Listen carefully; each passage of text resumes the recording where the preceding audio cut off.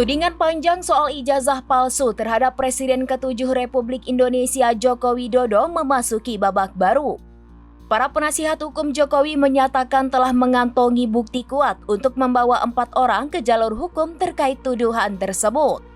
Hal ini disampaikan Yakup seusai bertemu Jokowi di Restoran 1000 Rasa Menteng, Jakarta pada Selasa 22 April 2025. Namun Yakup belum bersedia mengungkap identitas keempat orang tersebut. Dia juga belum memastikan apakah mereka merupakan tokoh publik. Yakup menjelaskan pihaknya telah mempersiapkan langkah-langkah hukum secara matang.